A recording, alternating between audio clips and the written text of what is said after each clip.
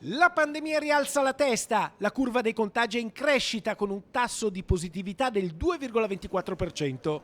Gli ospedali non sono sotto pressione, non ancora, ma se il Covid avanzasse inarrestabile, il rischio è che il Veneto cambi la fascia di rischio. Ma probabilmente passeremo anche in arancione e anche in rossa se non mai si fermerà, ma io ho speranza che si fermi questo contagio. Certo è che questo piccolo, inesorabile incremento non è importante e massacrante perché abbiamo comunque le vaccinazioni in questo contesto sociale.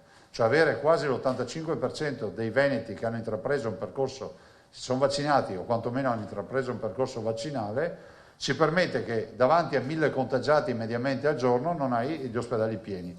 I nostri si erano presi la briga di fare anche una proiezione e dicevano che in situazione come questa, se non avessimo avuto le vaccinazioni, avremmo già 1600 persone in ospedale più o meno.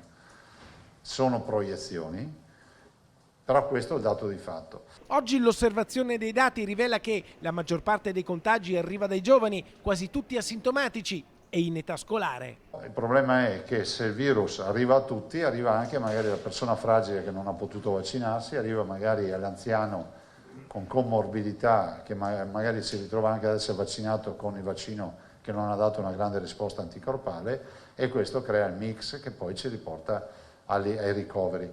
Ricordo che sui ricoveri, visto che considerato qualcuno si indegna ogni volta che diciamo questi dati, ma noi non è che diciamo i dati perché dobbiamo creare conflitto sociale, ma io ho l'obbligo di dire che anche stamattina l'80 quanto delle terapie intensive? L'80% dei ricoverati in terapia intensiva sono non vaccinati.